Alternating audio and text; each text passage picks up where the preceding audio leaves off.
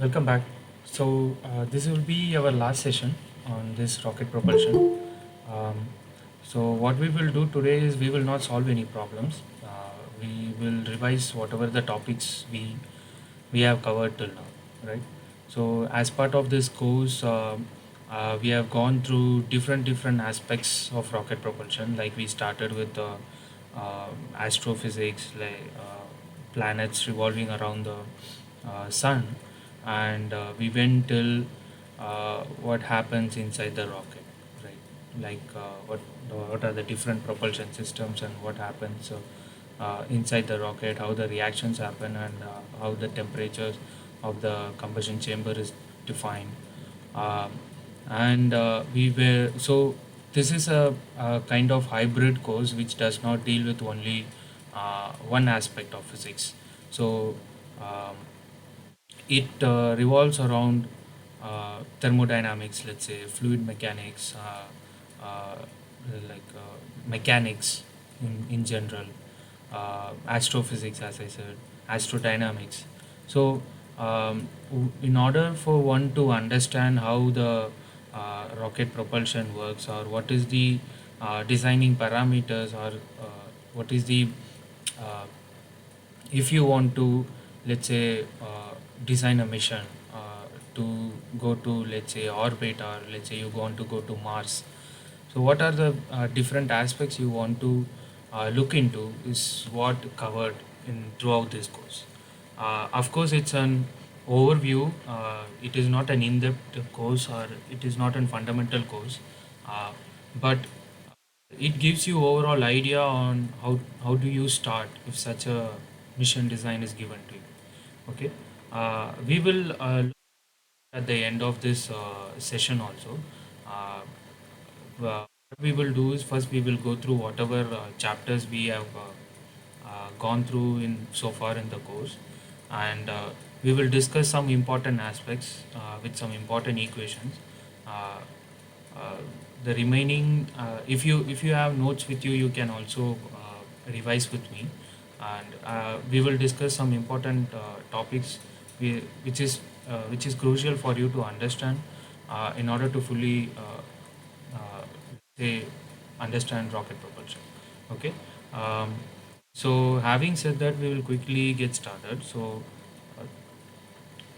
what we will do is we will go through chapter by chapter. So, if you remember, the first week we were talking about motion in space, right? So, if you have any doubts in between, you can stop me and ask, and you are free to unmute yourself, and if you want to add something, you can add. Okay. So, um, I will go through quickly so that we will have enough time at the end of this session in order for you to ask me questions. Okay.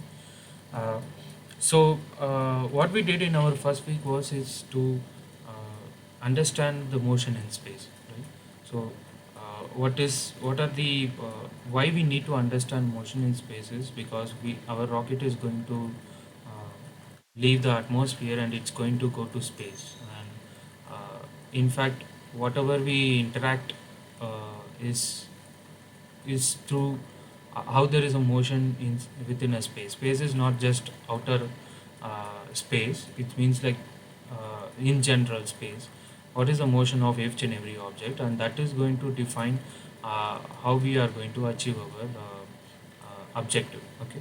So first, in the outer space or in the deep space, we understood that the planets are going to be in a orbit around a sun or something, right?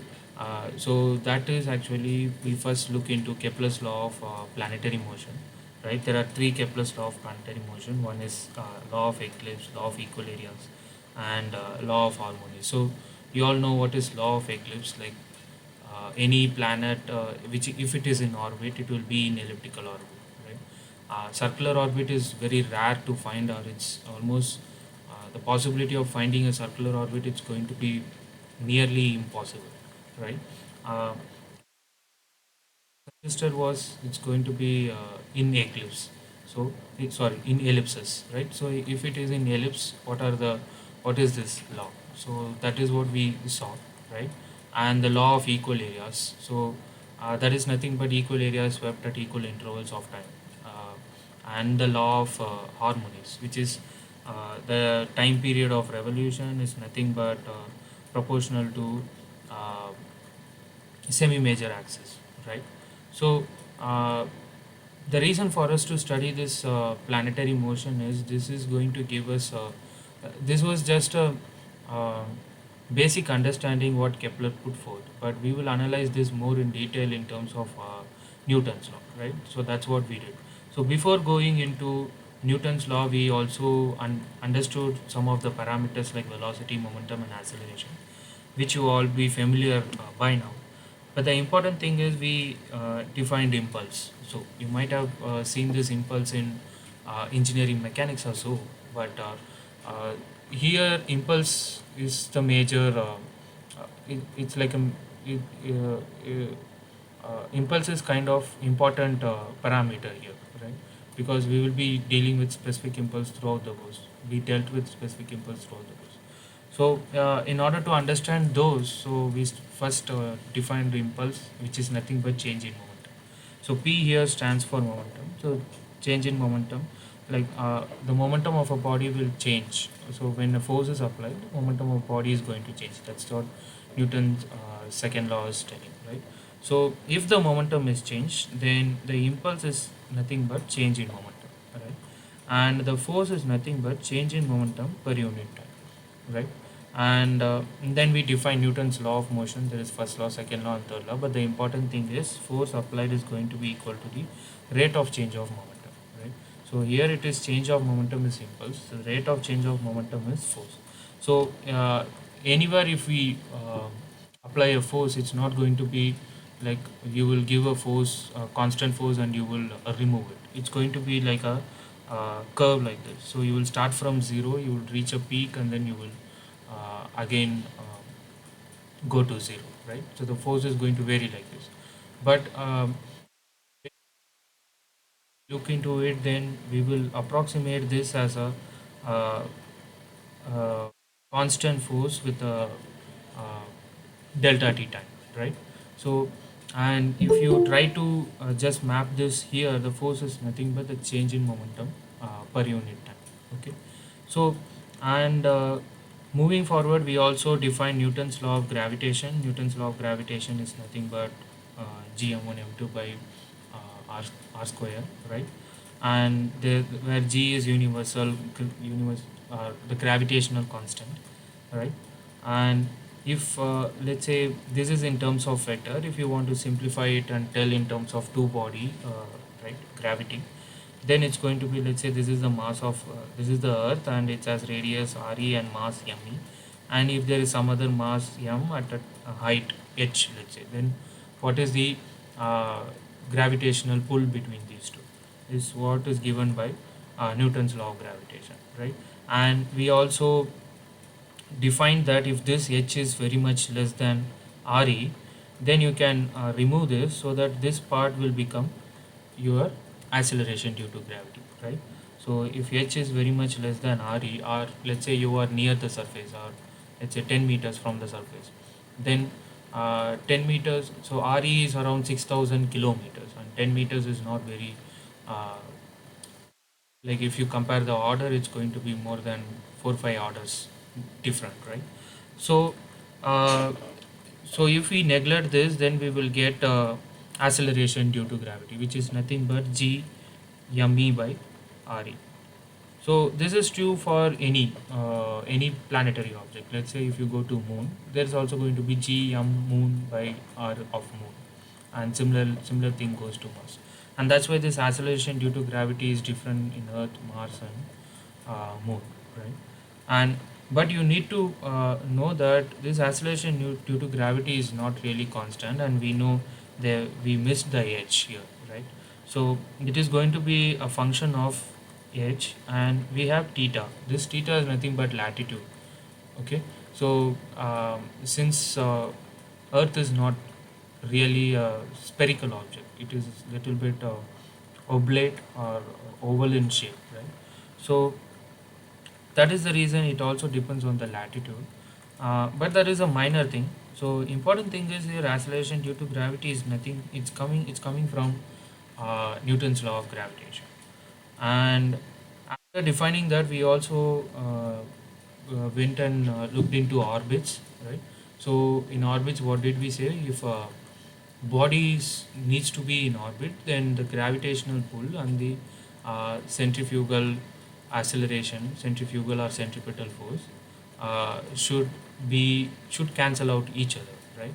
So here we are in rotational frame of reference. So this the centripetal force which acts, it actually comes as a centrifugal force, which is a pseudo force, right? And which is nothing but m omega square by r. So in this rotational frame of reference, this pseudo should be equal and opposite to gm, the gravitational force. Then only it will be in orbit. If not, it will fall down to the earth, right? So what this is going to tell us is, this is going to tell us what should be my angular velocity of the, if I want to stay in orbit, what should be my angular velocity, right? And if I know my angular velocity, I can find what should be my velocity, or in this case it's called orbital velocity.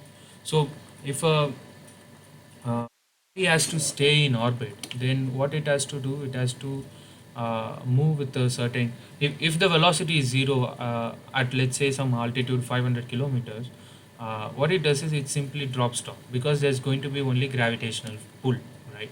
This component won't be there, right?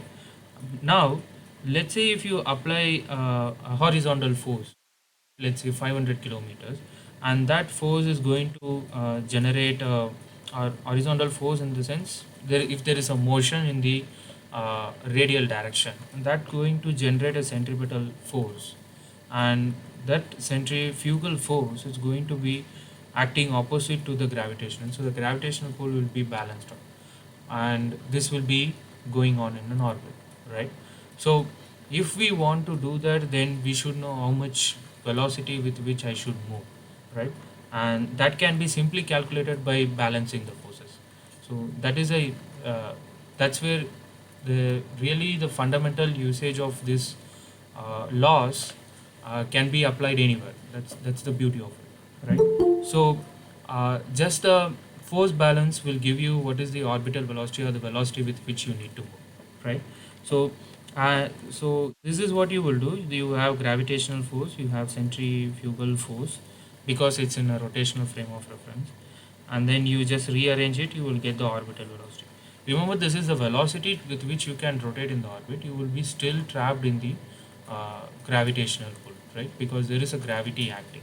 So uh, please do not confuse this with escape velocity. We will come to escape velocity soon, okay? And if I know the orbital velocity, I can simply find the time period. Time period is nothing but the circumference, right? Perimeter of the orbit, which is 2 pi r divided by the orbital velocity, okay? So that is one thing, and we also saw a lot of other orbits: sun synchronous orbit, geostationary orbits, a lot of things. um, Please go and revise it. And there is going to be so this is fine. What we found was, we know with which velocity the object should orbit, if it is in if it has some height, let's say 500 kilometers. But what we want to do is, we want to put that object into that orbit, right? So it will be made in the earth, and it will be in ground.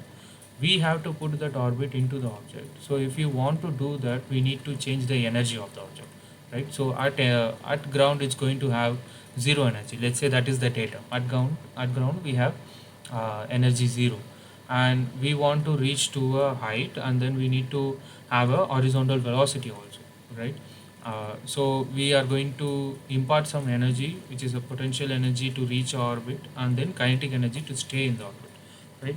So what is the total energy you need to impart to that object? So energy required is going to be potential energy to reach the orbit, and then kinetic energy to stay in the orbit, okay? So the potential energy is, you are doing some energy against the gravitational pull. So you are moving from your object from altitude of 0 meters, right, to some kilometers, right? So uh, this so you are going to give some energy in order to move it up, right? So that is given by the gravitational force, where g m e m by r square times t r, right? So and what is energy? Energy is nothing but force into distance, right? So if you want to be a little bit perfect, it's going to be integral of force into distance. Since gravity is going to vary throughout, you have to consider that integration. And the kinetic energy to stay in the orbit is going to be m v naught square by 2, that we already know. So here v0 or v naught is nothing but orbital velocity. So to be in that orbit, what should be my velocity is what given by orbital velocity, right? So I have to move some object from the surface to some altitude and with some velocity, right? Then only it stays in the orbit. We don't want to come and crash the earth, right? So so if I add these two, this is the energy I need to give to that object, and we are going to give using a kinetic energy. And so that's why this energy is called the change in kinetic energy, m into vt square. This is the total velocity requirement I need in order to move uh, an object to a certain altitude, right? So here this vt is called delta v, the velocity requirement to reach that orbit. And if we just rearrange it for earth, let's say, but this is the most general equation, where this re can be either at the surface of the earth, because re is radius of the earth, or if you are in let's say there are some new technologies which comes, like I will go to a altitude of 10 kilometers using flight, and from there I will launch the rocket, let's say. Then what is the delta v I require? If you want to find that, this re cannot be that. This re should be re plus 10 kilometer to the altitude you need to reach, right? So that is something you need to take care of while calculating the energy required to reach orbit. And if you is just transforming the variable, instead of talking in terms of energy, what is the delta v I need to give? And that is given by we will apply energy to be mvt square by 2, and that vt is delta v, both are same. So this is the total delta v increment I need to give to put a satellite or an object in a orbit. Okay, so that is this is the formula we derived from here. And next thing we saw was escape velocity. So we know how to put an object into orbit. Let's say I want to go to Mars, I need to escape from Earth's gravity, right? So if that is the case, how do I do it? And for that we no need. So once you escape Earth's gravity, you no need to have some velocity in you, right? So you can be you can have zero velocity. So that's why it's still the same formula. The energy is going to be, this is energy is going to be potential energy to reach orbit, but now it is to escape gravity. So escape gravity, and we no need to have some velocity at, let's say, infinity, right? So I just want to escape gravity of Earth. So that's why we integrate from re to infinity. And if you continue this integration, you, so this is the velocity in order for you to escape Earth's gravity. So once you give this velocity to any object, it will escape the velocity, and after that, that object will never feel the gravitational pull by Earth. But in the orbit, it's going to feel the gravitational pull, and that is compensated by the uh, centrifugal force, because you have a horizontal momentum also, right? So that is the difference between orbital velocity and escape velocity. Please be careful. And then what we did, so we understood how much delta v we need to give, and now we need to find like how we are going to give that delta v. So I know, so my mission is to put a satellite into orbit, but I know how much delta v I need to give. This is the energy change I need to give to that object to reach that orbit. But how I am going to do it? So that is where the rocket propulsion starts. So that is where the theory of rocket propulsion comes, and we introduce an equation called Tsiolkovsky equation, right? Or it's a rocket equation. And this we say we derived this formula for delta v, and this delta v is going to be vj times ln of mi by mf, where mi is the initial mass and mf is mass at final mass, right? So in a rocket, at initially you will have propellant, you will have a structure, you will have payload, all these things is going to be there. But at the final you are not going to have propellant, the propellant will be consumed, right? So the initial mass is going to be mu, ms and mp, and final mass will be mu and ms. Mu is useful payload, okay, ms is structural mass, and mp is actually propellant. And we also defined the fractions alpha, beta and gamma, the respective fractions, right? And we also define that mi by mf, or let's say mf by mi, is nothing but mass ratio, right? And so if you substitute that, you will end up getting this relation. So uh, basically what we are doing is we are taking a rocket and we are uh, what are we doing? We are just throwing some mass out continuously, right? and and with some velocity. So if you go and look at here, so we have some rocket and we have some propellant here, and we are just throwing some amount of mass at equal intervals with some velocity vj.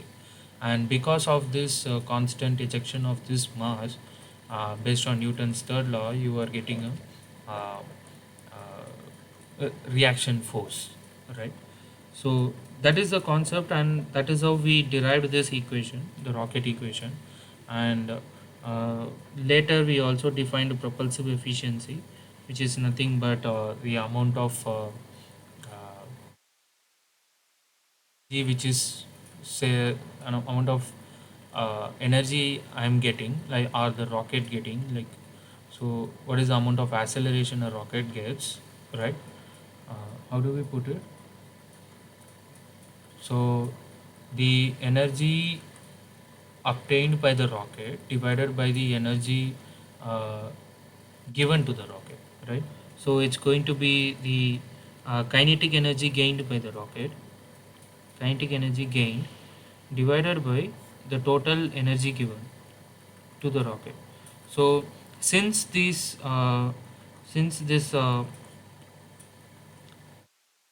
mass comes out with some velocity, I mean, in the reference frame of rocket, it comes out with some velocity.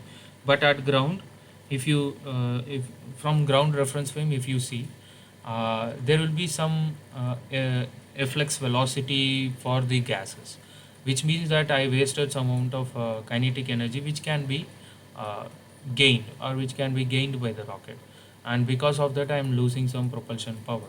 And that is how we will and that is what this propulsive efficiency formula tells. And if you want 100% propulsive efficiency, then the rocket's velocity should be equal to the jet velocity.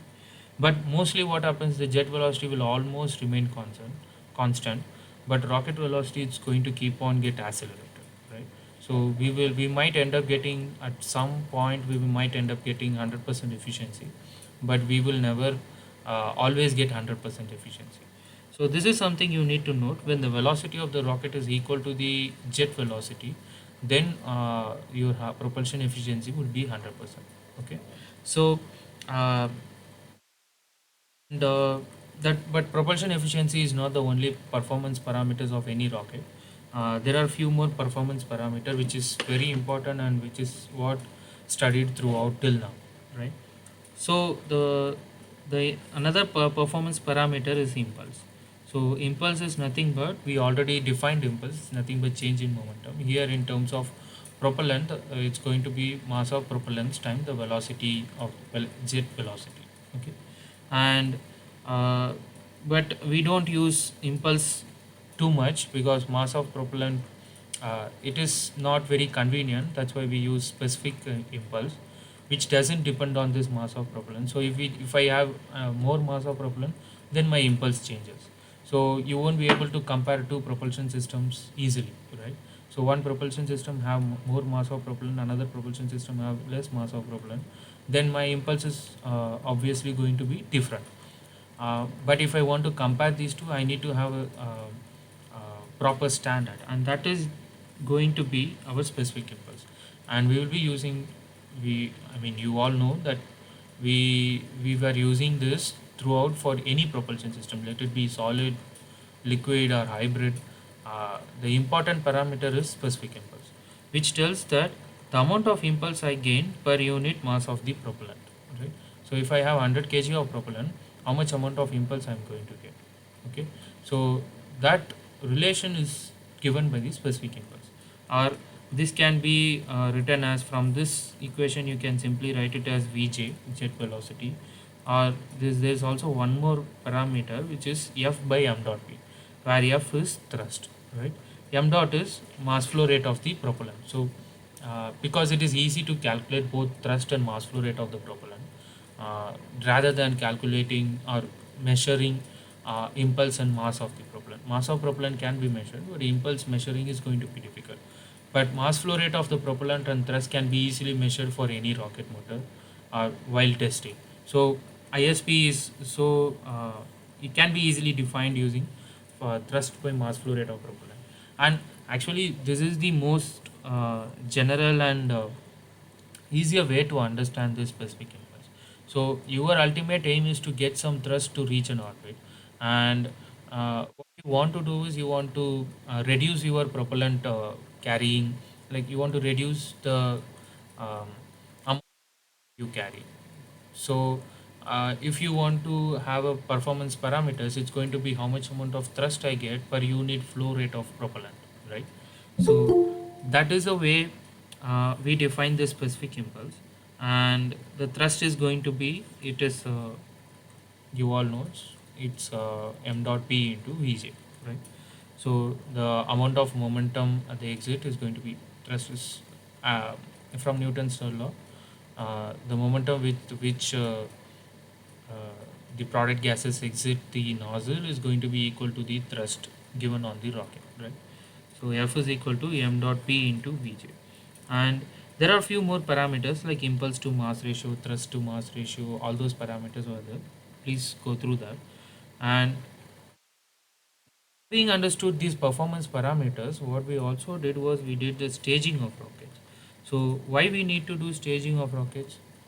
Because with one if gone through the calculations, if you have only one stage, you have to require a large amount of propellant, right?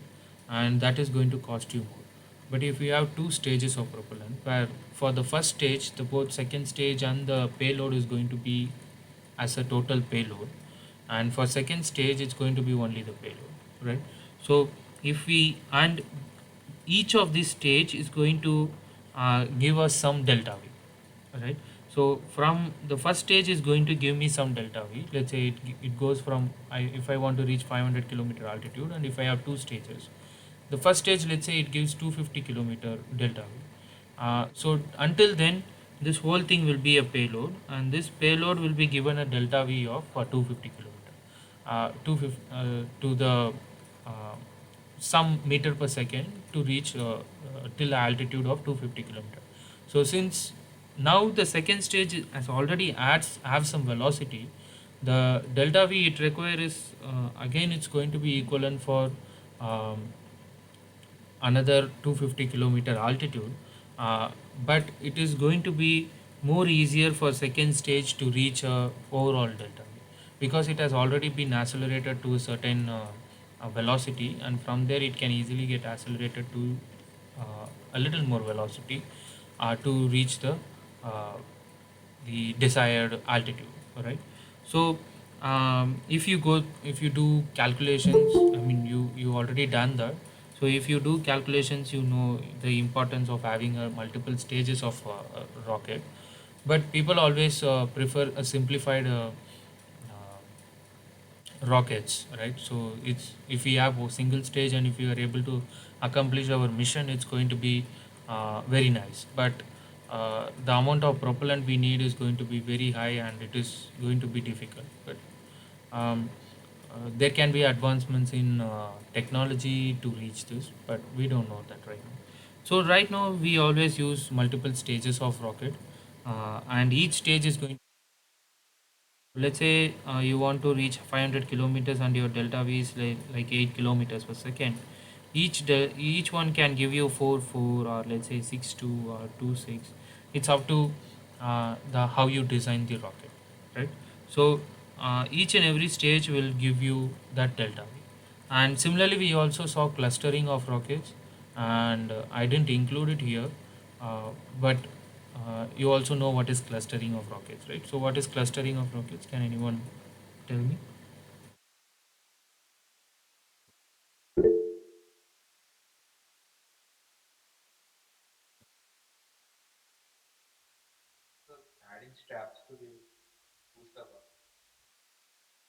So, we also did clustering of rockets. So, this is staging of rockets. So, similarly, what is clustering of rockets is like in a single stage, we will have number of rockets. Let's say this is my first stage. I will be having two rockets, two, three rockets. So, this would be my rocket 1, rocket 2, and rocket 3, and all three will be firing together. Okay, and then I will be having a stage 2, right? So in this, what gets added up? The thrust is going to get added up. So F is equal to F of rocket 1, F of rocket 2, and F of rocket 3. So total thrust is actually divided by all three of these rockets. So there are a lot of places where you see clustering of rocket. Even in PSLVs, PSLVs and GSLVs, you will see the strap-on boosters, right? So today also there was a launch in I think PSLV C55, right?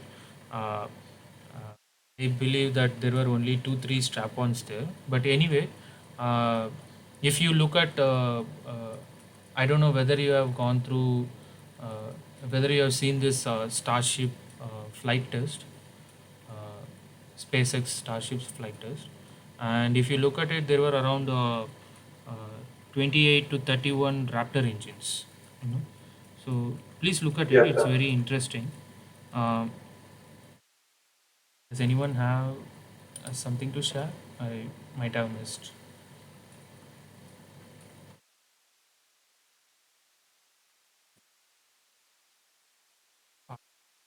So what I'm telling was, so there are this Starship rockets. So Starship flight test. Please look into it. Um, it is also interesting because there were around 28 to 31 Raptor engines. It's called super heavy, I guess. So it gives enormous amount of thrust. It is the heaviest rocket and most powerful rocket till now. So this stage has around 29 to 31 Raptor engines, which is Raptor engines like nothing but it's just the name of a liquid propellant engine. It's a liquid propellant engine. I believe they use methane and liquid oxygen. So please look into it. It is interesting, like to see this Raptor engine itself. You would appreciate it. So we do clustering of rockets.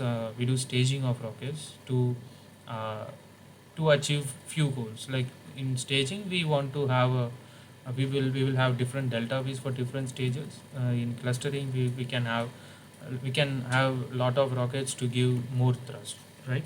And then uh, we understood that this delta V is going to depend on the velocity at which the gases come out of the nozzle, right? So we went on to study this velocity of the jet. Okay, so that velocity of the jet is going to be if we simply apply isentropic analysis for the for any nozzle, we will be we know that if the CD nozzle is going to give us a supersonic flow at the exit where the velocity is very high, and we need velocity to be high, right? Because if our delta V is high, if we will have we can have easily. So if our delta V, let's say 8 kilometers per second, if I have high velocity, then I need to carry only less propellant, right? Because this part is going to mass ratio is going to be up, right? So I can increase the payload mass. So in the place of 500 kg payload or 1 ton payload, I can go to 2 ton payload if I have more velocity. So we want higher velocity at the exit. That is our main goal, because that is going to give us more thrust, and that is going to reduce the amount of structural mass or propellant mass, and thereby increasing the payload mass, right? And um, it is also going to reduce the cost of any mission.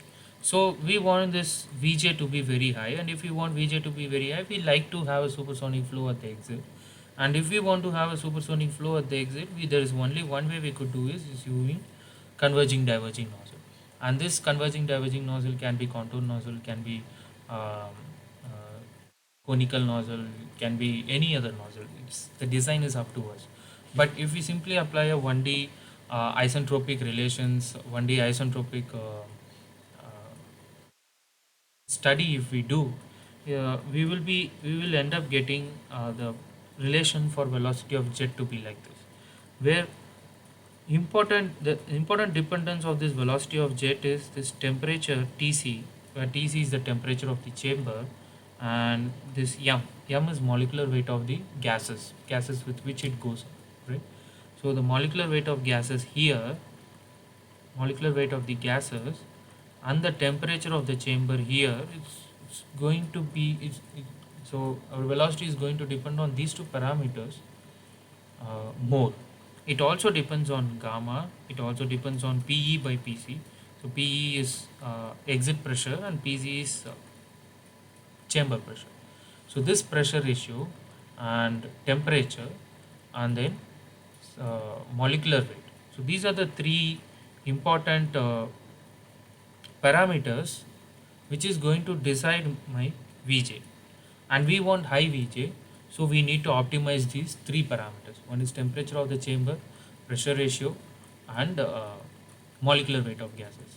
Now you will see that temperature and pressure, we will see like how these two are going to depend on.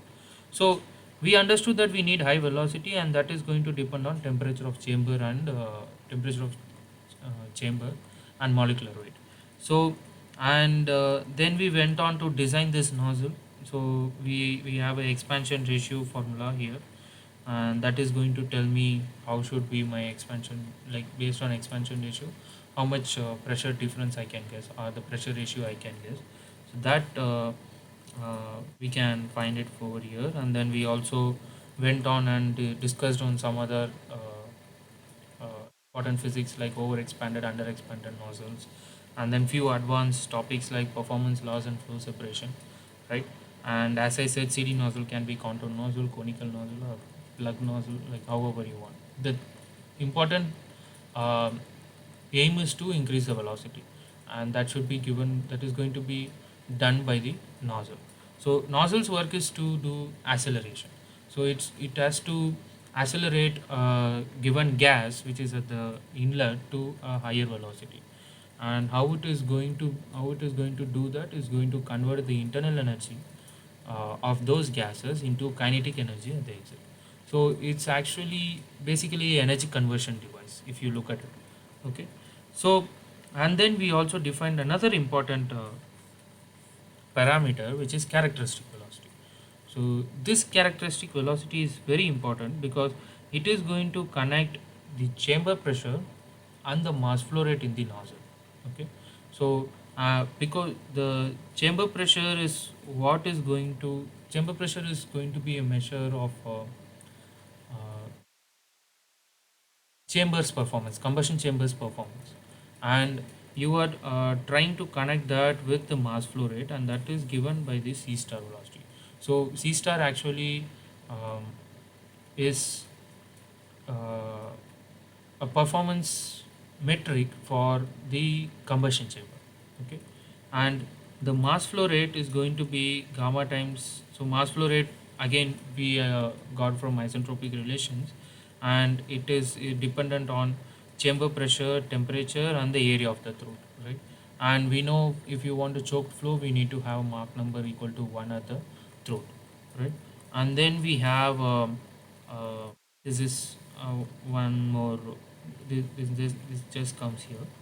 And then let's say if you substitute these two and rearrange it, you can get another expression for C star, which we call it theoretical C star, because this theoretical C star is obtained after assuming so many assumptions like 1D, adiabatic, there is no heat loss. We assume those things, but in real rocket there is going to be heat loss to the surroundings, and it is no more 1D. There's going to be a lot of irreversibility is going to happen inside. Because of that, be it cannot reach this theoretical system. Do you have any questions? Amy, ఇంటది నాకు exam తీసుకుంటాను exam ఇప్పుడు ఇక్కడనే జనవరి ఫిబ్రవరి Okay, so I think Ruba mistakenly. I think Ruba mistakenly switched on her mic. Um, yeah, we have a question. How to find chamber pressure practically? So, practically in the sense experimentally, I believe, whatever you are asking. So, experimentally, there will be a pressure transducer. Is that what you are asking, Arun Kumar? Experimentally, you are asking, no?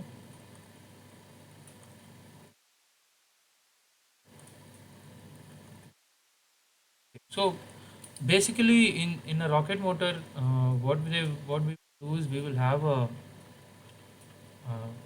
we have sensors like pressure sensors, we call it pressure transducers.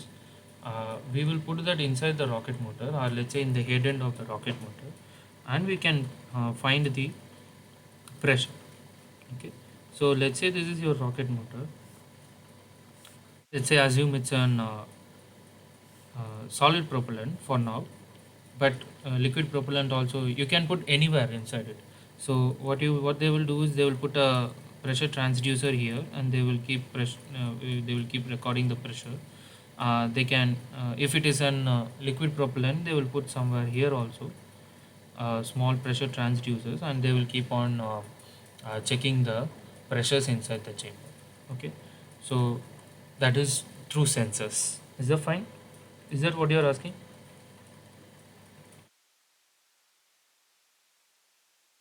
Practically, we can easily measure pressure, chamber pressure. So that is not a big problem.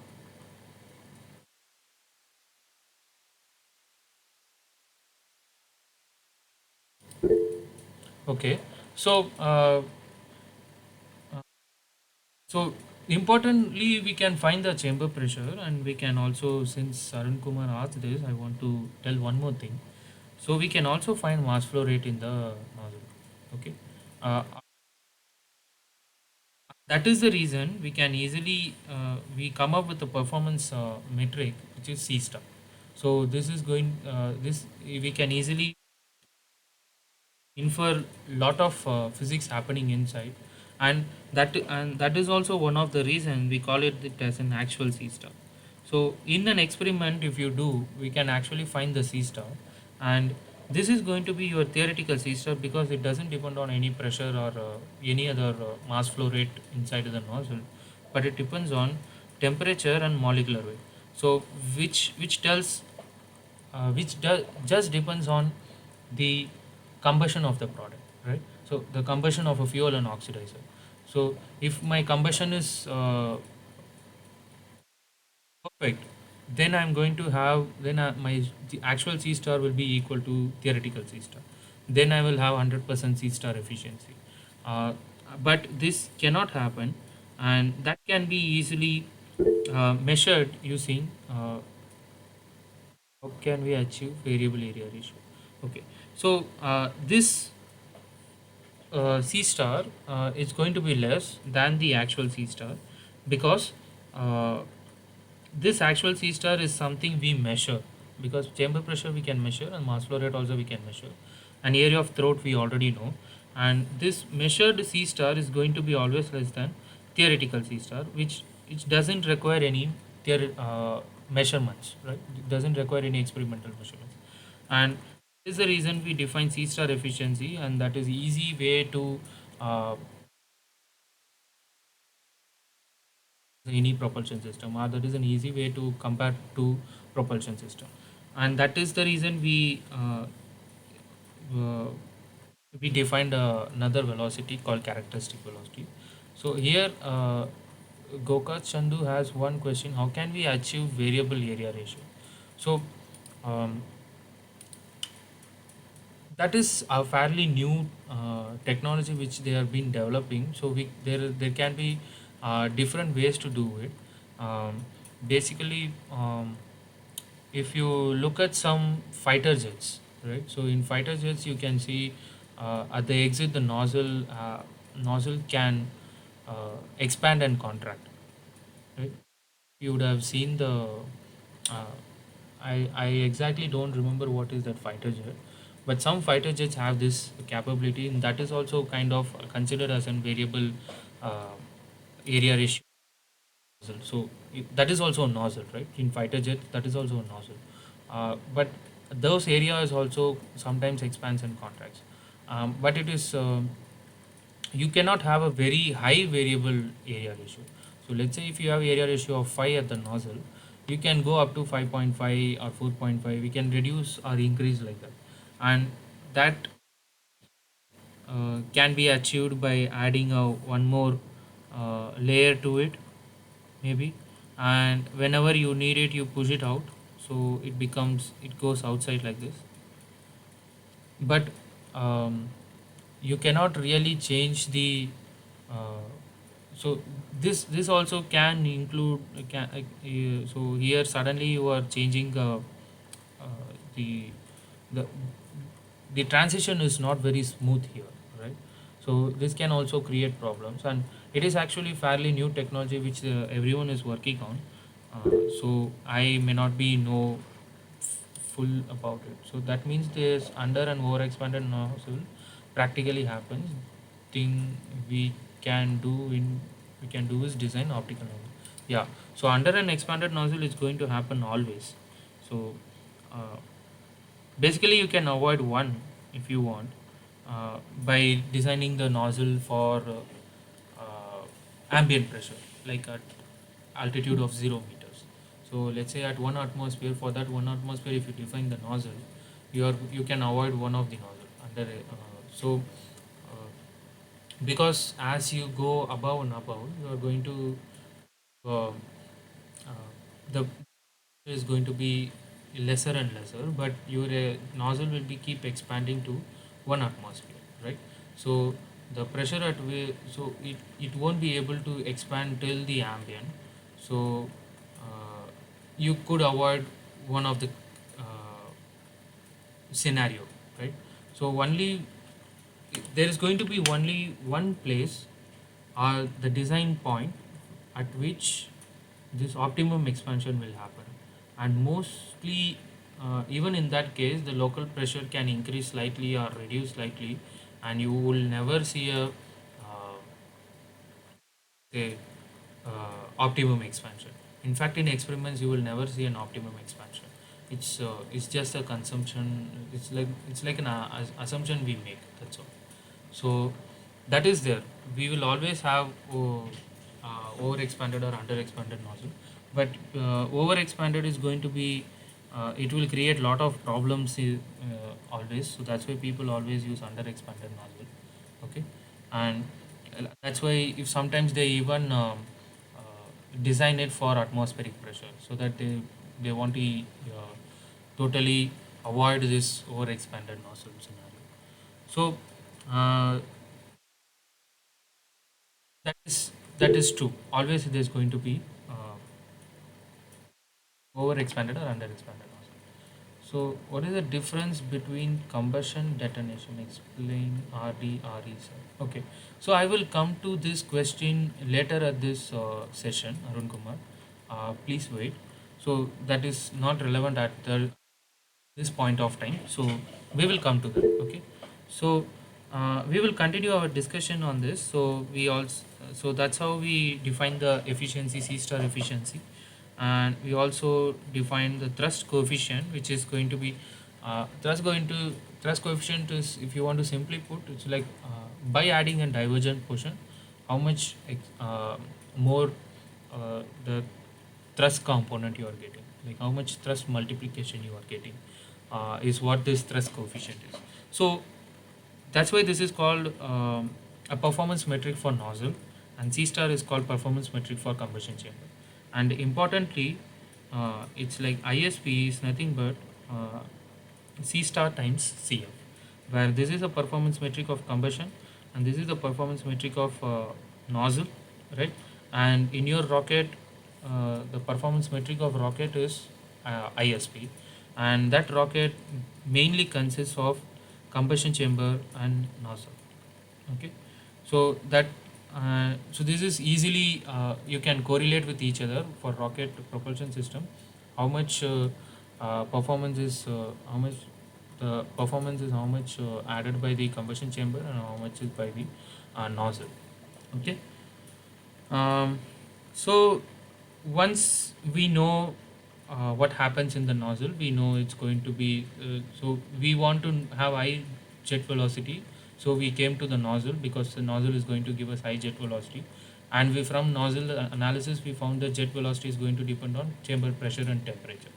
And so that's why we need to work on what is chamber pressure and temperature, how we can improve it. So in combustion chamber, what's going to happen is combustion is going to happen. So the fuel and oxidizer is going to react and it is going to generate a lot of gases at high temperature, right? So if we understand this combustion process, we will be able to get what is the chamber pressure and temperature. So that is the reason we went into combustion. And in chemical propellants, so here basically we deal with chemical propellants. So that's why we have uh, we will have an oxidizer, we will have a fuel, and it combusts, reacts, and gives us the products. Okay, so we basically defined this mixture ratio, and then we also define heat of combustion. It just tells like how much energy I am going to uh, give it to the gases because of this combustion. So combustion is a chemical energy which is within the fuel and oxidizer. Now you are converting that chemical energy into an internal energy so that the nozzle can harvest that internal energy and convert it into kinetic energy. So all these are energy conversion processes: combustion converting chemical to internal energy, and nozzle converting internal to kinetic energy. At the end of the day, you need high kinetic energy, right? So this heat of combustion is defined as summation of delta HF naught by products, and here HF is formation enthalpy, right?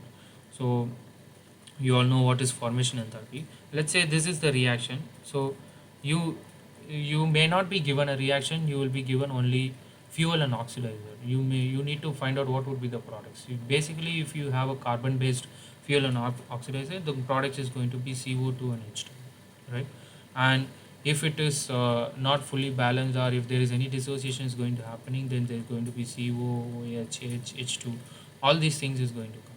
And if you want to properly identify what are the products, then you need to perform something called equilibrium analysis, and you need to um, uh, yeah, sure, Gok, Chandu, I will share it with you. So here we have to go through equilibrium analysis in order to find all the products, but that is not that will be more into combustion rather than so it would be very difficult to teach in rocket propulsion course. So that's why it has been skipped, and there has been few assumptions will be given in the question, like CO2 will be formed first and then remaining will form to H2O, and some may remind as O2 and H2. Those things will be given in the question. So and then we will see how much energy required to form these products minus how much amount of energy required to form the reactants, and the difference is going to be your delta Hc, which is the heat of combustion, the amount of heat I am giving to the products uh, uh, during this conversion, right? And then using this, you need to find temperature Tc, and that is going to be, you can simply employ H is equal to constant, that is actually coming from energy conservation, and you can convert this into this form, where this delta H, heat of combustion, is used to heat the products, right? Heat the products to certain temperature. So that is going to be through this. This is the sensible enthalpy of the products, and this is the sensible enthalpy of the reactants. So the difference in sensible enthalpy is what amount of heat given by the combustion, right? So this is the equation you will follow to solve the temperature, and directly you will get the chamber temperature. Okay, and so through combustion, you come to know that there will be you will be having you can find the chamber temperature. Now the next is, and also you can find the molecular weight of gases. So we know that Vj depends on chamber temperature and molecular weight of gases, and we also found that it also depends on chamber pressure. So that chamber pressure will be different for solid propellants and liquid propellant rocket, and that is what we will see here. First, for solid propellant rockets, we have a we know the solid propellant is going to burn in this fashion. Like it always follows the burning rate always follows AAP and relation, where A is some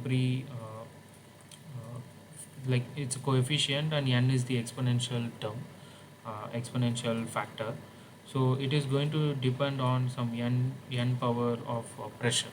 Okay, so the burning rate is going to depend on pressure, and what is this burning rate depends on. So let's say if you have a propellant here, and if you are supplying propellant at RB, then uh, if you do simple energy conservation of this system, you will end up getting burning rate as this. It's just simple energy balance. If you forgot how to do it, please revisit the lecture. Okay, so it's nothing but the amount of energy with which it enters this chamber. It's not a chamber, it's just some control volume. The amount of energy with which it enters the chamber um, is equal to, or the thermal, the heat conduction which happens, Q conduction, from the combustion, call this as a flame, from the flame to the propellant, it's going to be used for preheating from Ti to Ts, and that is what you will see in this energy balance. Okay, and similarly we know mass also has to be conserved, and so mass balance.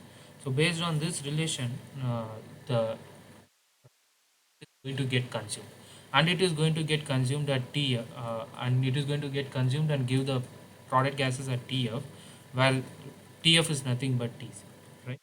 So this is the way we will use it to find the chamber pressure, and by that our task would be over, because we found chamber pressure, we found chamber temperature, molecular weight of gases, and by that we can find Vj, and if we know the Vj for a stage, we know this is my Vj, so we can find other delta V calculations. So that is how it goes. So if we want to, so let's see how do we find this chamber pressure. So at steady state operations, you need to know this.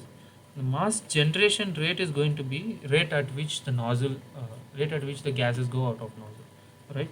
So if we just equate these two, but this is for steady state operations, and rocket will be in steady state for about 90% of the time, no problem. So you can apply this steady state approximation for this, and you can find the chamber pressure to be dependent on density of propellant, this coefficient A, and C star, and then SB by AT, right?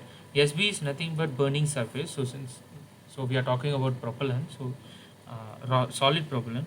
So you can have different grains. So there can be center perforated grain. There can be end burning grain, right? So based on that, this SB varies, which is the burning surface, and based on that you can find the chamber pressure, right? And we also understood that if you want a stable operation, then this exponent n, pressure exponent, should be less than 1. This is one of the important observation you need to know, that if there is any propellant which has n greater than 1, you cannot use it as a propellant, or even if it is equal to 1, you cannot use it as a propellant. Okay, because if there is any pressure perturbation, what happens, it keeps on increasing, and then it results in blast. Okay, and we also did some initial transient analysis, and we also try to find out what happens initially, because 90% of the operation is going to be stable, or it's going to be in steady state, but initial 5% and final 5% is going to be transient. And if you want to do that, we also did some ignition and burnout calculations, and also we also looked into erosive burning, right? And the we also saw different propellant grades that we discussed. It's going to be either progressive, regressive, or neutral. So I think we have one more question. Chamber pressure reducing to achieve uh, high thrust. So uh, no, Arun Kumar. So you should the thrust depends on velocity, right? So if you go back,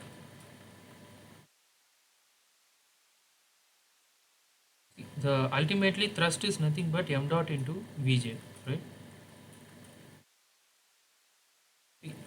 If you increase the velocity, you are going to have high thrust.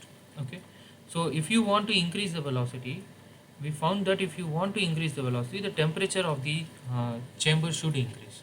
So if you increase the chamber pressure, you are going to have higher velocity, and if you have higher velocity, you are going to have higher thrust. Okay, so is that clear, Arun Kumar? Basically, maybe I will write it here so that you will be so Vj, if you want to increase, so you want to increase Vj, which means you want Tc to increase and molecular weight of the gases, product gases, maybe I will write molecular weight of gas to decrease. Okay, you can simply think in terms of like this.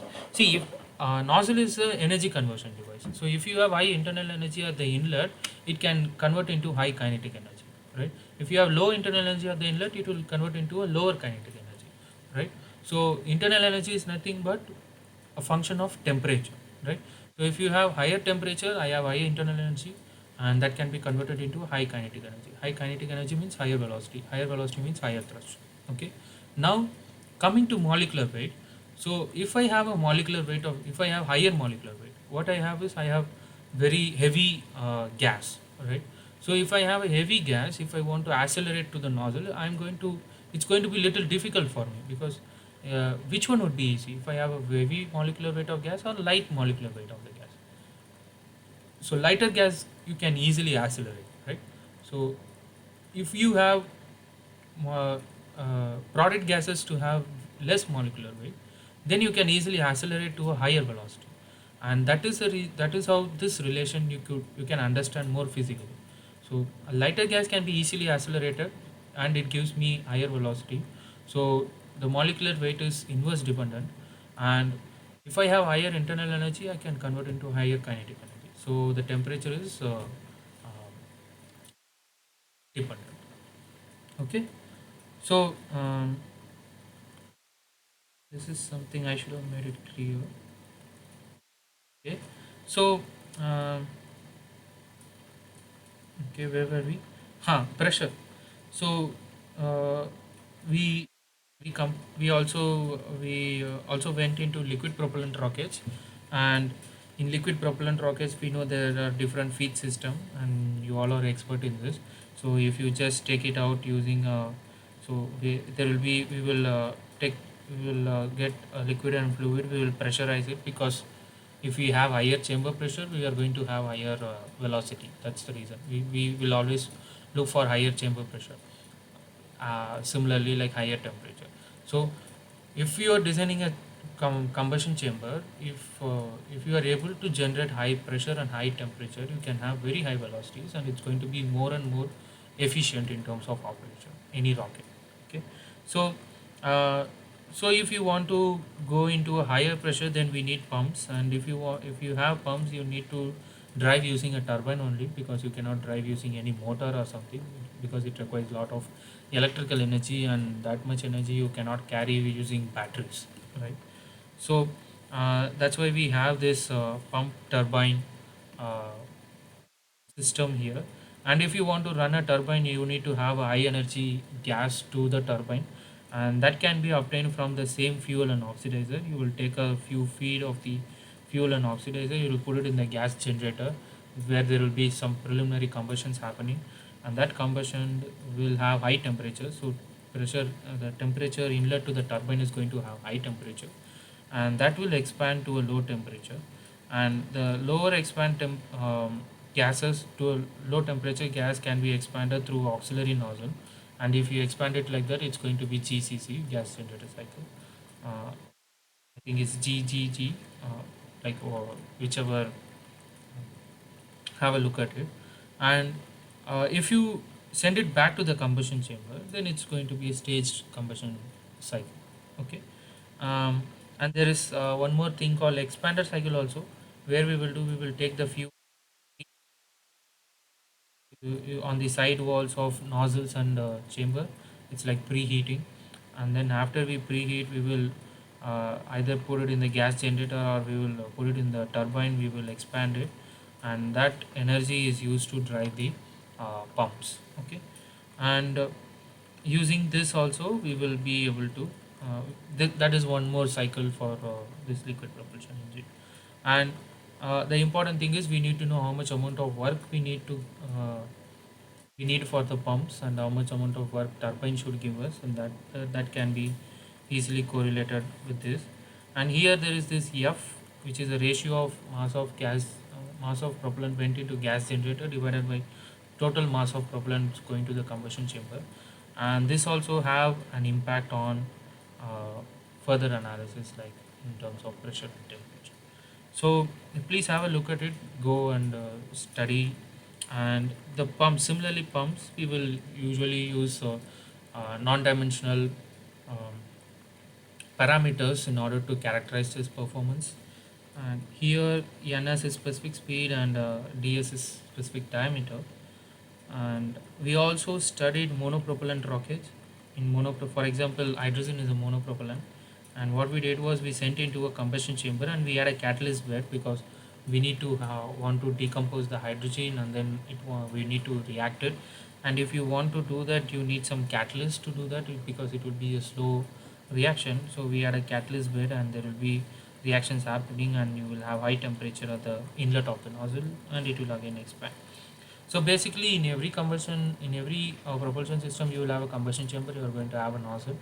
Similarly, in hybrid rocket, we had a solid propellant grain, but this is not a propellant; it will be just solid fuel, and you will spray oxidizer on it, so that fuel and oxidizer reacts, and then it forms the uh, products, and that products will be accelerated by the nozzle. So that is what we did. That is what is hybrid rocket is.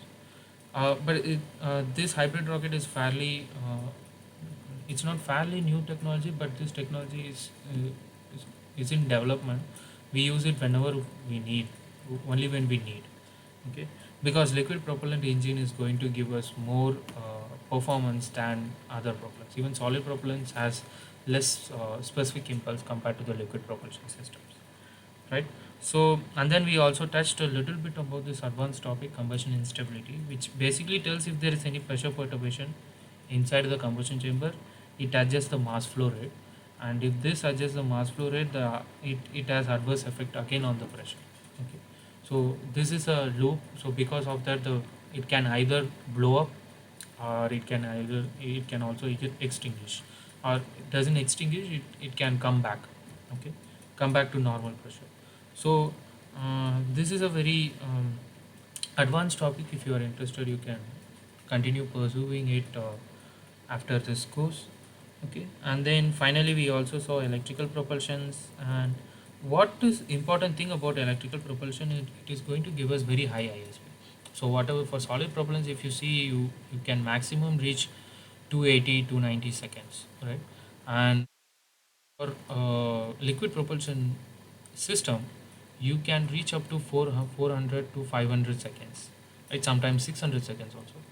But in electrical propulsion, you can reach up to 20,000 seconds, 20,000 meters per second. Or so ISP can be either seconds, or it can be expressed in terms of meter per second. So if you compare the orders, it's going to be 3 orders more in terms of electrical propulsion. It's going to be more efficient. But the problem is, it's going to give us very less thrust compared to the chemical propulsion system. So basically, it is not used in first stage or second stage of the rocket, because you cannot get a lift off, because you cannot have higher thrust, right? But it is be useful in the orbits. If you want to have a small orbit correction, if you want to have small delta V's, you need to use it in order to correct your orbit. There you will use electrical propulsion. And we saw about nuclear propulsion, right? And and then we also saw solar sails. So we will use the, here we don't carry propellant.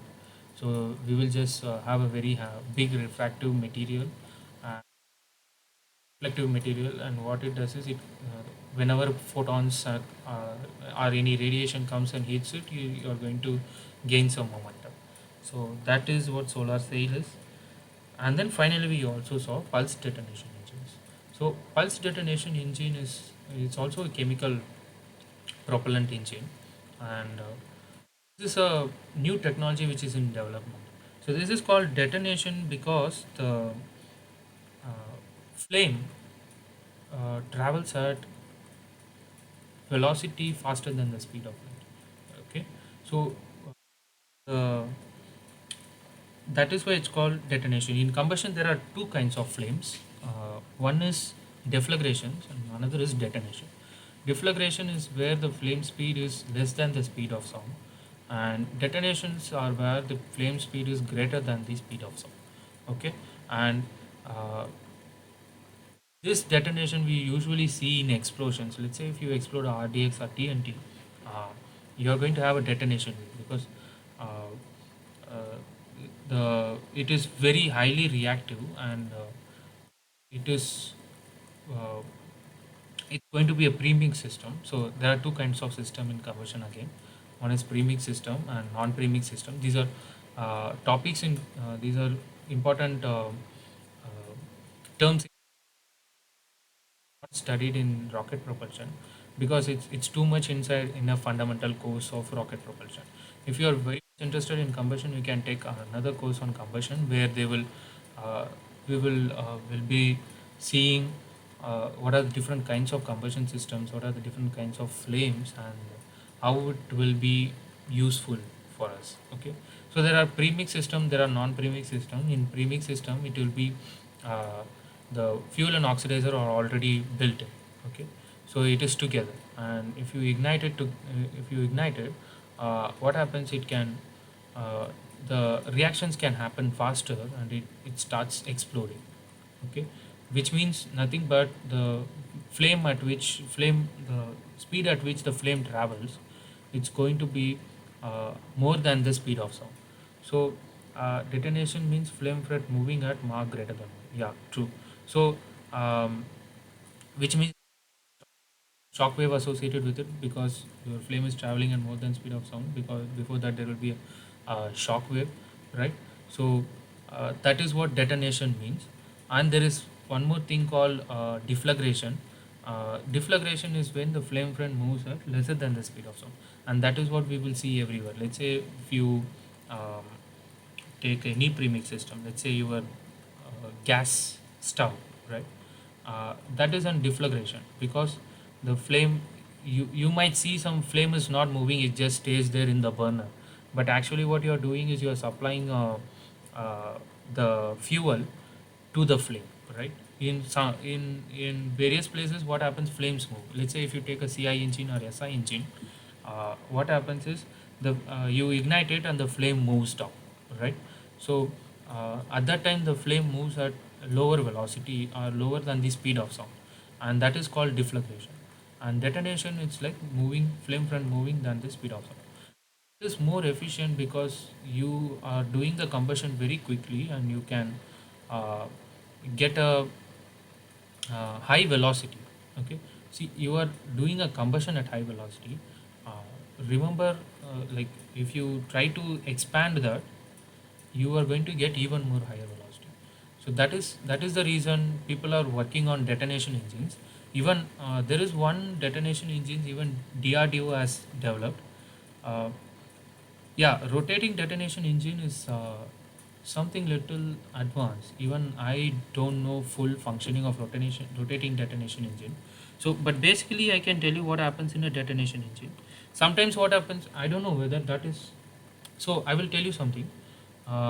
There will be a mm, big chamber. It's not a chamber, it's just a tube. Detonation tube. This is something like that. Detonation tube, and there will be some chamber like this. Okay, and what happens? The fuel and oxidizer comes in. It will be a premix system, so both will come in. Some It depends on which system. Either it can be premix or non-premix. Anyway, it will, while it combust, it's going to be mixed. Everything is going to be mixed. So what happens? We will ignite it. Maybe here or here somewhere we will ignite it. So it forms a flame front. Okay, and that flame front it will be a deflagration only initially. That what happens, it gets transformed into a detonation wave. Okay, and that detonation travels through this tube. So sometimes it transforms to detonation as here. Sometimes it can transform it here also. It depends on a lot of parameters what happens inside the engine. Okay, so this detonation engines travels at this flame will travel throughout this length. And so that is one of the important uh, parameter, this length of the tube, detonation tube. So basically, if you want to have a detonation, your length will be very high. Okay, so very long. Okay, and you do not want that, because if you have a longer length tube, you have to take its vibrations, stability, and then also it's going to be, it's a structural mass, right? You do not want higher structural mass. So people are trying to reduce this length of tube right now. Technologies, they are trying to develop technologies to reduce this length of tube, and they are trying to work on this conversion from deflagration to detonation even faster. So this conversion takes this length of the tube. Once it converts it, you're going to have a detonation, and the detonation is the most efficient combustion process, which happens very quickly and it's going to give us very high temperature and also high velocity. So, and this detonation wave goes out with with a very high velocity. In fact, this is detonation wave. In front of it there will be gases also, and that gases also, here there will be product gas, here also there will be product gas, and that also goes out with very high velocity. So basically they can even have a divergence part here because it's already supersonic, right? And they can have a divergence part, and they can have higher velocity at the exit. And that is basically the working of detonation engine. In rotating detonation engine, what happens is, so once this detonation goes out, what happens? That's all. Like, there is no combustion is going to happen. Again, what you have to do, you need to ignite it to get a flame, and that flame should transform to detonation flame. Okay, so this thing happens in terms of jet.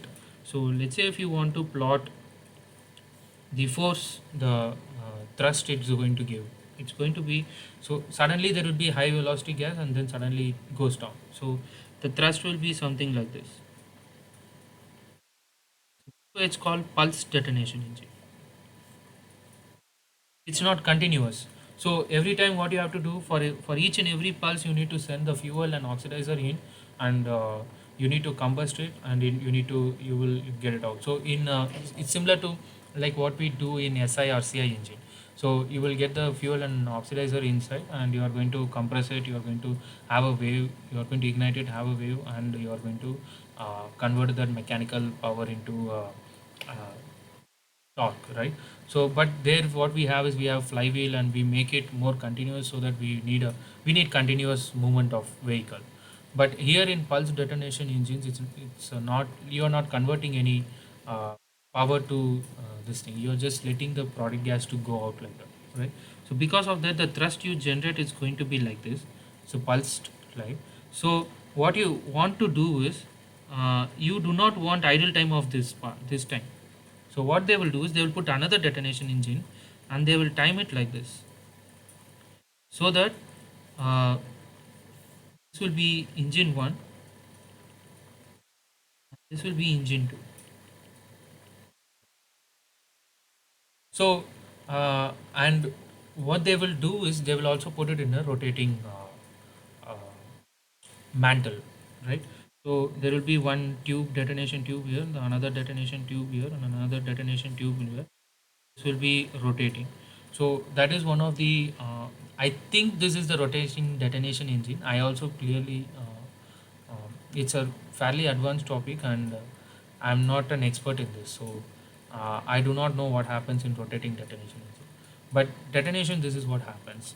So how to find deflagration to detonation changing point in PDE tubes? So yeah, again, this is a very advanced topic, and I do not have that much knowledge in this. So deflagration to detonation transition is a um, it's a very uh, it's still a research topic. It is not something fundamental you could understand, or even I don't know how that happens, or how does it depend on length of the tube.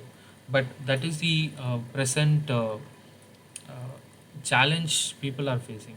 So, but I don't know uh, how this is a challenge, or I don't know how to find it. Okay, so this is still in research stage, and this is even a lot of people still they do not completely understand this detonation engines.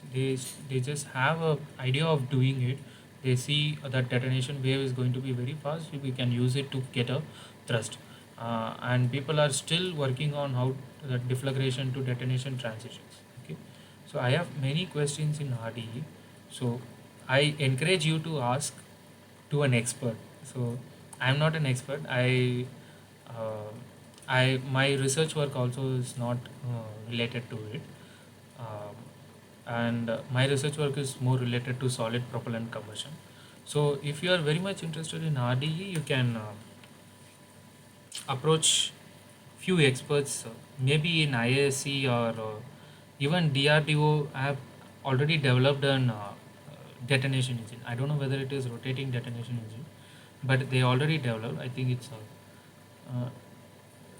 there was a TBRL or DRDL. One of the institute has. Okay? One of the research facility has that they are developing. So I even encourage you to uh, maybe apply for an intern, and you can go and study more about it. Okay, you can even study in some of the books, maybe like how detonation happens. Um, a few books, detonation books, you can look into it in order to understand about this. Okay. All right. So this is what we did in our course throughout. I just quickly went through some important topics. So important thing you need to understand is you need some energy. You should give some energy in order to put the object in orbit, and you are going to give that energy using a rocket. And if you are going to give that energy using a rocket, you need to have a high velocity at the exit. And if you want to have a high velocity at the exit, you need to have some conversion device which converts some amount, some energy content to a high kinetic energy, right? So here we think in terms of chemical energy. Okay, so we have fuel and oxidizer which has high chemical energy. Somehow we need to convert into a internal energy so that nozzle can convert into kinetic energy. And the process of conversion of chemical energy to an internal energy is through combustion. So we have a combustion chamber which converts this energy, and from internal energy to kinetic energy it is converted by the nozzle. Okay, and optimizing the chamber pressure and temperature to a very high value and reducing the molecular weight of gas, you are going to get high velocity at the exit. And if you have high velocity of the exit, it's you are going to have high thrust, and you can achieve your goal here in terms of delta V. How much delta V you need to get, you can achieve that with a higher velocity. And that is what you need to, that is the uh, overall objective of this course, in order for you to understand what are the important parameters uh, for this study. Okay, so by now if I ask you a question, by now if you want to model, or if you want to design a mission, or if you want to design a rocket uh, which has to uh, take a satellite from earth to let's say 500-kilometer altitude or 1000-kilometer altitude, you should be able to list down each and every things you need to do. Okay, in order to design the, let it be stages of the rocket, or within a stage what is the engine you have to use. Within the engine you should be able to choose a propellant also, and that is how this course is also designed. Okay, so that is the overall objective of the course, and I hope that is you are able to grasp that. And if you have any doubts, you can ask me. Okay, I will stop here.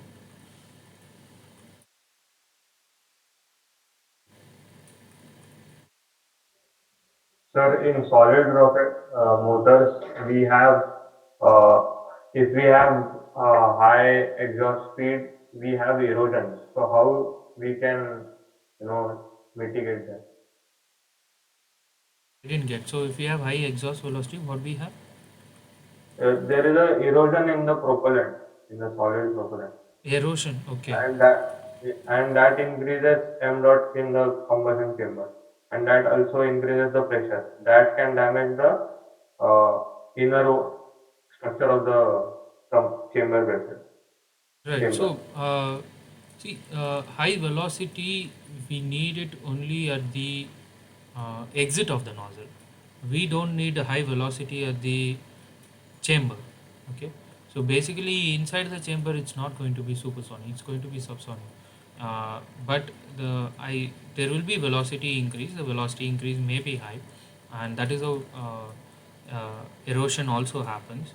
So you can there are different ways to control that. So people can have gelling agents so that which can reduce the erosion, and or they can even have see, you want to increase the exit velocity at the outlet. You can either you can either increase by increasing the temperature, or um, uh, reducing the molecular weight.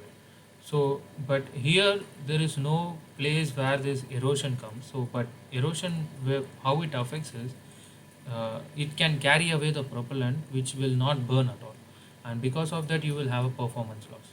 So, if you want to reduce that, what people used to do is people add gelling agent to it, so that they can reduce the erosion.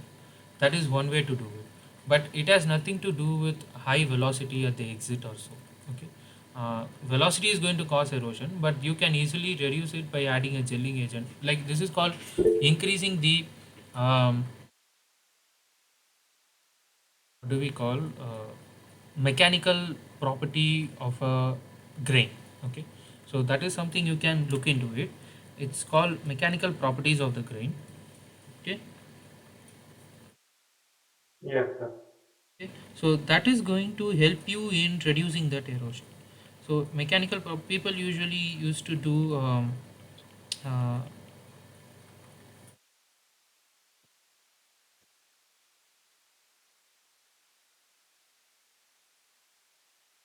there are different tests people used to do.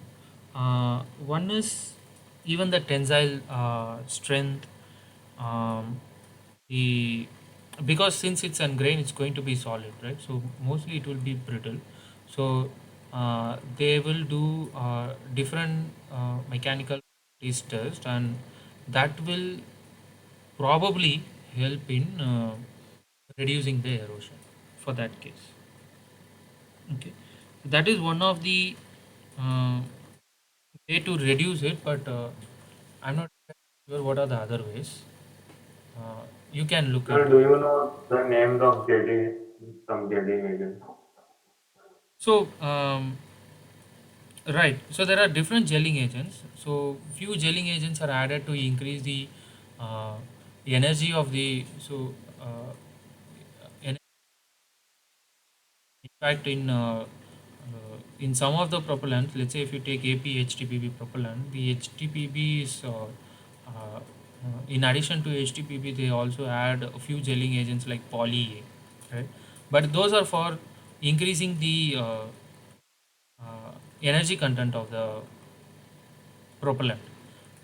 But sometimes it can help you in other mechanical properties of the grain also. Uh, that is something, yeah. Sometimes it comes as an added advantage. I know about gelling agents which can improve the um,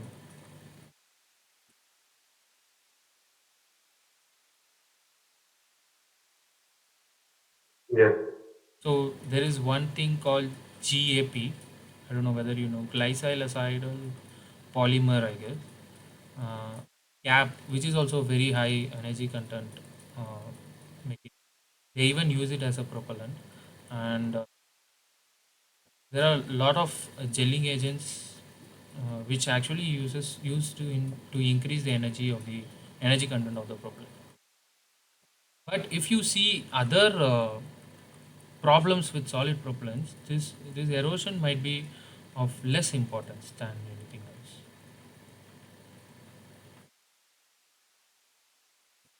Okay, sir. Can use solid propellant with aerospike nozzle to achieve more thrust. So, okay.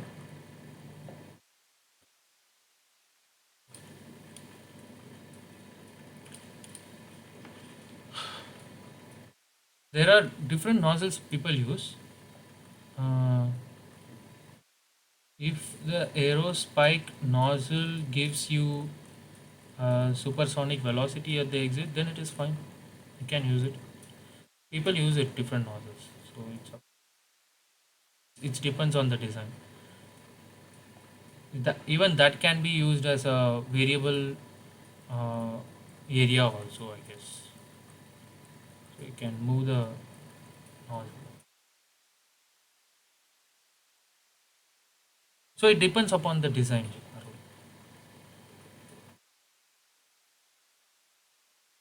To increase the velocity. That's it. Is there any other questions? Sir, can you repeat the function of catalyst bed? Like, why do we use it? So the catalyst is nothing but which speed up the reactions, right? So in monopropellant rockets, what happens is hydrogen. Monopropellant means you have only one chemical agent, so that it itself contains both fuel and oxidizer. So if you want fuel and oxidizer to react, it is inbuilt within that one compound. So if you want a combustion to happen, you first have to break this fuel and oxidizer bond, and then that has to react and generate product. But this decomposition of fuel and oxidizer is the so fuel oxidizer. So it will be fuel and oxidizer will be together. First they have to decompose, right? It should become fuel plus oxidizer. This process is actually very slow, okay, and if you want to speed it up, you need some catalyst. So that's why they use catalyst bed to this decomposition, and once it is decomposed, you have fuel, you have oxidizer, and you can easily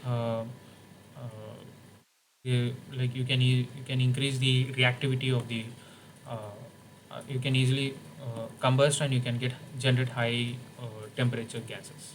Okay, the reason is the decomposition is slow process, and we can speed it up by using catalyst. That is the reason. Is that clear? Yes, sir, got it. Maybe use aerospike nozzle in rocket. How many stages we need? Yeah, so that is something you have to do it yourself. Okay, so the stages has nothing to do with how many, whether you are using which nozzle you are using. So you need to understand stages are used in order to distribute the delta V. Okay, and the delta V is from the mission design. So that's why the course is also designed in such a way that you should think in terms of like that. Okay, so first you need to decide the delta V, and then you need to decide the stages. Then only you will go to each and every component, and you will design nozzle, combustion chamber, like whatever you want. Okay, so um, you no need to go it doesn't make sense to go from after designing nozzle you go and see how many stages we need. Okay, so the stages is coming from something called mission design, and to achieve that mission design, um, what are the engines you are going to use is something different. Okay, these two are totally different. um, It is not related. Okay, is that clear, Arun? So yeah, if you want to put it in a easier way, uh, stages is used to achieve a certain objective. It is to achieve a certain delta V, and that can be achieved through different ways. You no need to even have a rocket. You can even have a aeroplane. Like you can take an aeroplane to that altitude, and you can launch a rocket from there. So that is also delta V. You are using a delta V to reach there. Okay. So delta V is going to affect the stages, and the stages, number of stages will tell me how much thrust I need at each and every stages, right? Because based on how much delta V I have, I can find how much thrust I need to produce at each and every stages. And once I know how much thrust, then only you go for designing engine. So I need this much thrust, let's say 100 kilonewton thrust I need. And if I want 100 kilonewton thrust, either I can go with a liquid propulsion system or a solid propulsion system. If I go with solid propulsion system, how big my rocket should be, and if my rocket is this, if I'm allowed to use this big rocket, how big nozzle I can use, and that's where it goes. Okay, so since I have this much nozzle, I no need to have this much stage or so. It doesn't correlate backwards, it correlates forward. That is something you need to understand. Okay, so yeah, I hope it's clear now. Is there any other questions? Sir, like in general, I have a follow-up question. Mm-hmm. Like for example, like we don't want to design an engine. We have the set of like for example, we have been said ki these are the options. That these are the, like for example, you have Hall thrust, you have magnetic propulsion. Like you have given an option, like you have given a list that you have to choose a propulsion system. Now, what are the parameters that we will see, like which propulsion system to choose? Right. So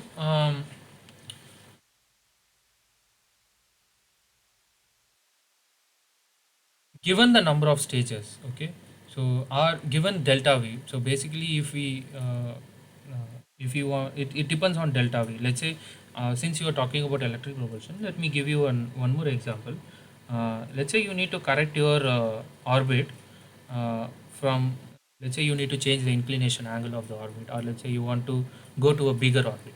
Okay, then you need to fire your rocket at some point of time with some amount of uh, with some thrust, so that you achieve a delta V. The delta V is from one orbit to a next orbit. Okay, and that delta V can be less. So based on that delta V, you can, the amount of mass you can hold, right, at that point of time. You can, so that delta V can be achieved by various propulsion system. It can be achieved by chemical propulsion system. It can be achieved by electrical propulsion system, as you said. But uh, what is the mass constraint I have in a satellite? So let's say you are moving a satellite from one orbit to next orbit. So the satellite's important component will be some amount. Let's say total amount is 10 kg. The satellite component is going to be around 6 kgs, and the uh, for any rocket to go to that orbit will be maximum 10 kg only. So your satellite itself is 6 kg. Then your propulsion system for correcting whatever happens on the orbit, it should be around 4 kgs only. So if you have only 4 kg of mass constraint, then whether to use a chemical propellant, if I have a chemical propellant, whether should I use monopropellant or should I use bipropellant? If I need bipropellant, I need to have two tanks, pumps, turbines, and then I need to do all sorts of things.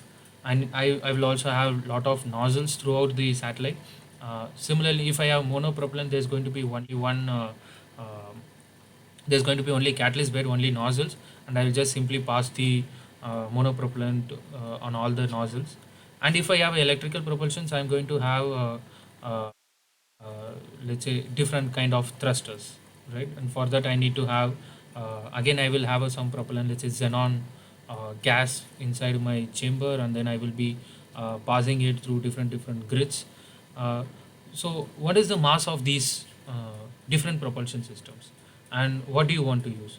Let's say my mass of electrical propulsion system is less compared to hydrogen monopropellant or bipropellant. I would go for electrical propulsion system, provided it gives me, it satisfies the mission requirements. It gives me the delta I need. Okay, so electrical propulsion may not be able to give me delta V. In that, you need to go to then you have to the monopropellant or bipropellant. So it depends on mission requirement. So how many uh, orbit corrections you are going to make, and for that many orbit corrections, how much delta V like addition, like if you add all the delta V's for this orbit correction, how much amount of delta V you can do. If you want to have this much delta V, what should be my jet velocity at the exit? Okay, and if I know that velocity can be satisfied or leave the jet velocity. For the delta V, I need to give some thrust pressure, thrust force at the exit of the nozzle. So in order to apply that force, should I go for electrical propulsion? Should I go for chemical propulsion? It's your decision to decide, and that is one thing. You need to satisfy the thrust for the delta V's, and then do you have enough space in your satellite? Do you have enough space in your cargo? Which is the mass, how much mass you will be able to carry? That is the second thing. And there might be few more, like how much amount of energy required for uh, having a potential difference. So for that, you need to take energy from solar. You can either take it from solar radiation using solar cell, or you can take it from inbuilt battery. So if you are going to use inbuilt battery within the then you have to carry that, so you need to have a penalty on mass. And if you are using solar cell, then you can have you will reduce that penalty. But if you use solar cell, will you be able to generate that much potential difference to give the thrust? So all these parameters comes into play when you want to design that propulsion system, which one to choose. Okay, is that clear? Yes, sir. Thank you. Okay.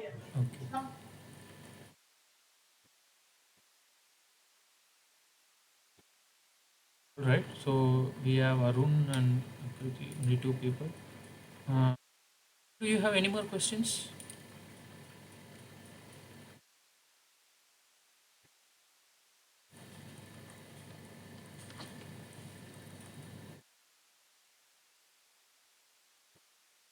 Okay.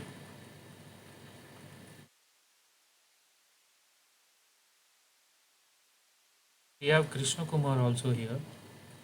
Do you have any questions, Krishna?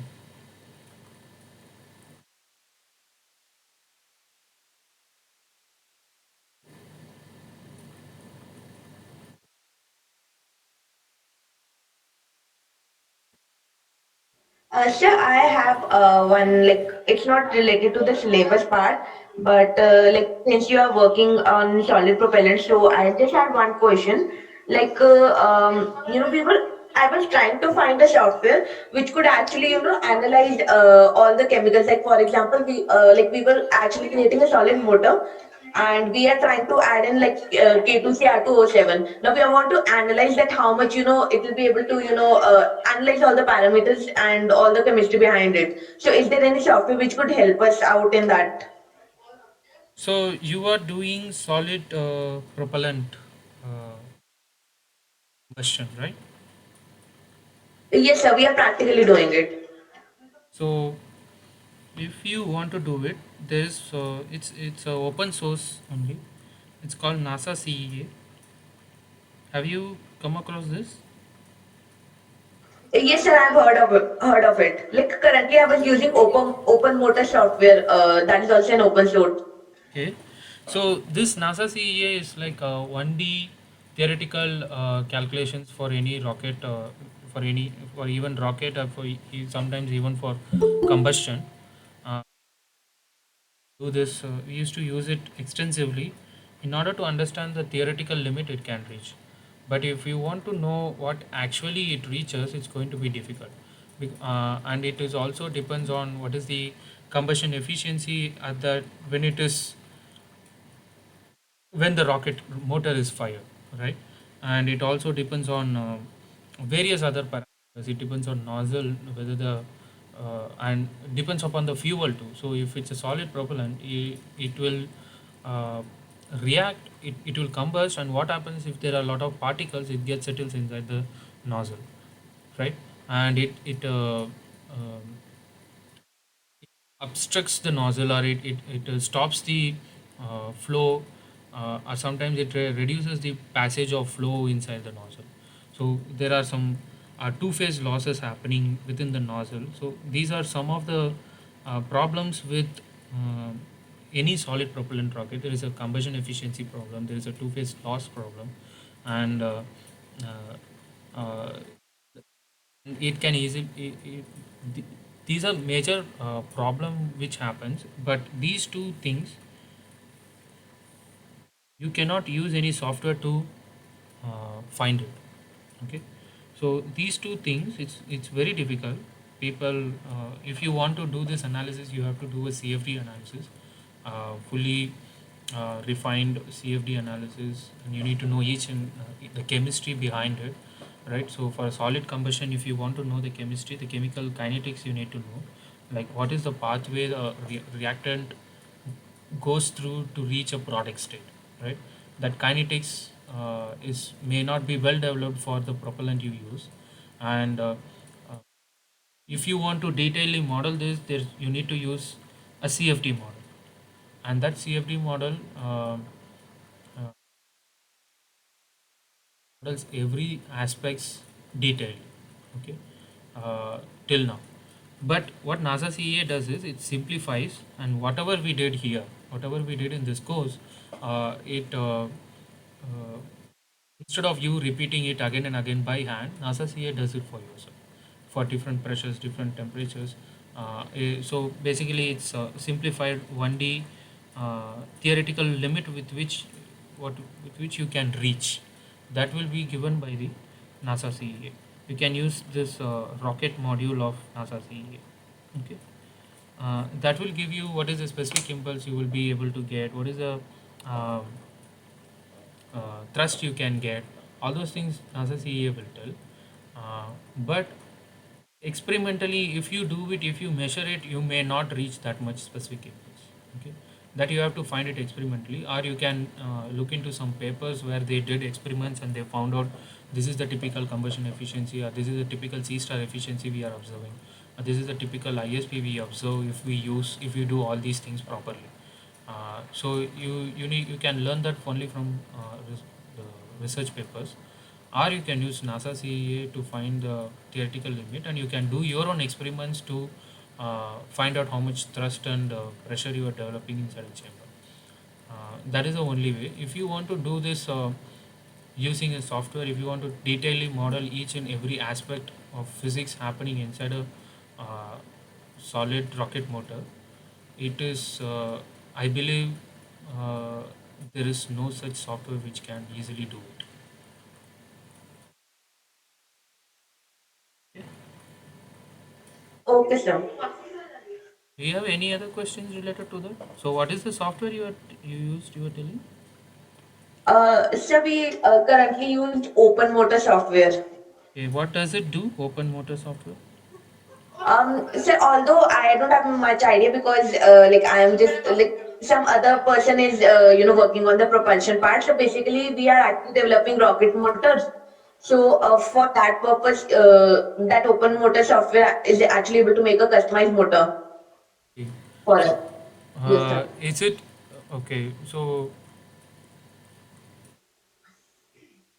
customized motor in the sense how you are customizing it based on the thrust you want, or Like for example, in US, you might be knowing that we have all those E-type or D-type class motors are available, apogee motors and STS. But in order to create our own, like we actually make it with KNO3 and sugar derivatives and all. So we put that parameters in open motors software, and then we get all the thrust parameters and all, like how much okay. will it be producing and all. So Right, that right. is how we do So sampling. basically, what I think is the open motor software also might be using NASA CEA. Basically, everyone uses NASA CEA to do that. If open motor, so that is like a theoretical estimate it can give, right? This much amount of thrust you can get, right? Yes, sir. CA also does, and there's different softwares which can do that also.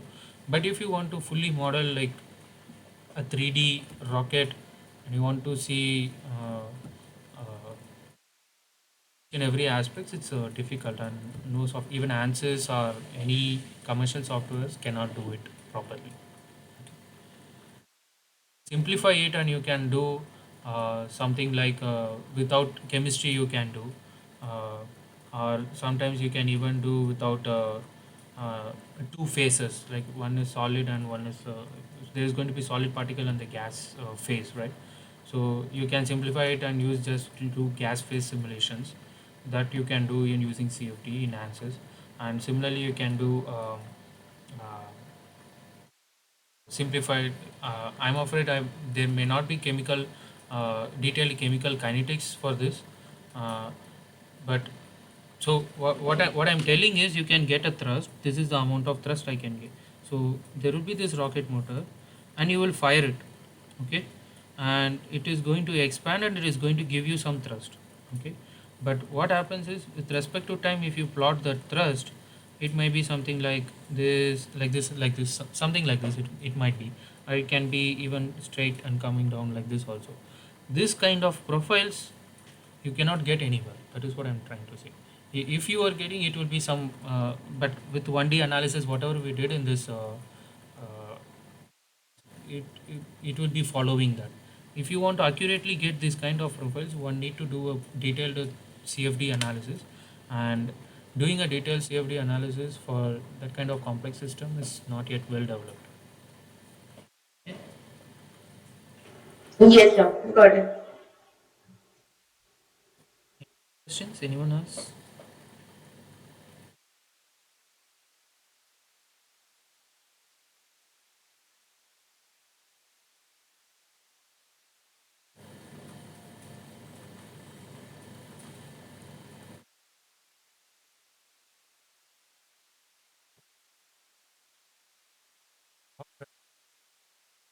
There are no more questions. Maybe we will stop our session here. It's nice interacting with you all, and all the best for your exams. Okay, right.